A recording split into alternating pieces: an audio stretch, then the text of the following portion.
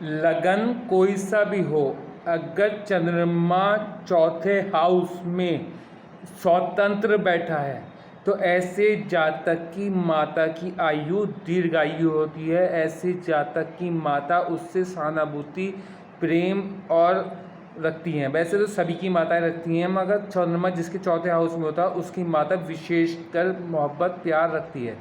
मगर ऐसे जातक की माता जब उसे कोई भी आशीर्वाद देती है, प्रे करती है, वो हमेशा सक्सेसफुल होता है। क्योंकि जब चंद्रमा चौथे हाउस में होता है तो उस टाइम टीवी जो भी चीज़ होती है वो सक्सेस होती है माता द्वारा। हाँ, अगर यहाँ पर चंद्रमा पीड़ित हो या कुंडली में कहीं भी चंद्रमा पीड़ित हो, ऐसी जातक की माता को कभी भी कोसना नहीं देना चाहिए। वो कोसना बचपने का दिया हुआ जवानी में जाके फलीभूत होता है, इसीलिए सोच समझकर ये करें। और चंद्रमा जब चौथे हाउस में हो या कुंडली में कहीं भी पीड़ित अवस्था में बैठा हो तो ऐसे जातक की माता को कभी भी अपने बच्चे को कोसना नहीं देना चाहिए। क्योंकि आपने देखा होगा बचपने में दिए हुए कोसने जवानी में जाके फलीभूत होते हैं। जो माताएं अपने बच्चों को कोसती हैं, मेरी उन माताओं से अनुरोध है, उन माताओं से मेरी रिक्वेस्ट है, हाथ जोड़ के निवेदन है, वो अपने बच्चों को किसी प्रकार का भी कोसना न दें।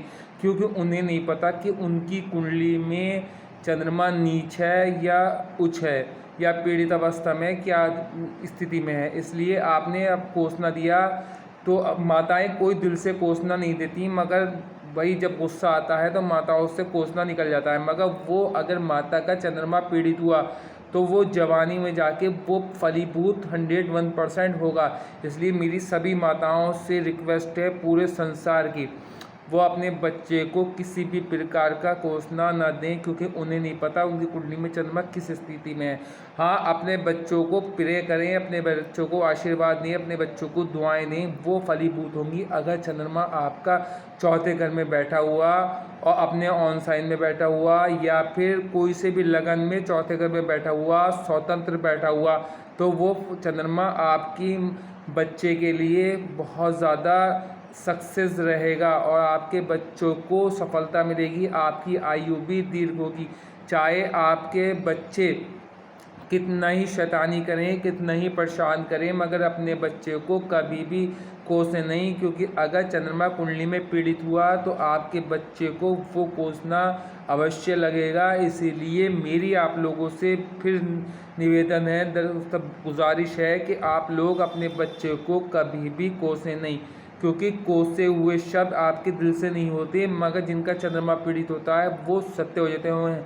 आपने देखा होगा जवानी में मौतें होती हैं तो वो यही कारण है, क्योंकि किसी दुश्मन की दीवी जो है बुरी शब्द इतनी जल्दी फलीभूत नहीं होते। किसी दुश्मन के द्वारा दिए हुए अपशब्द इतनी जल्दी फलीभूत नहीं होते। किसी दुश्मन के दिया हुआ कोसना कभी भी फलीभूत नहीं होता, क्योंकि कब्बो कोसने से कलाल नहीं मरते। इसीलिए मगर जब माता कोई अपने बच्चों को देती है, अगर उसका चंद्रमा पीड़ित है तो वो फलीभूत 101% होता है। इसीलिए अपने चंद्रमा देखें। और मेरी तो गुजारिश है, चंद्रमा उच्च हो या नीच हो, अपने बच्चे के लिए सिर्फ प्रे करें, आशीर्वाद दें, दुआएं दें, कोसना ना दें। मेरी आप लोगों से गुजारिश है, रिक्वेस्ट है।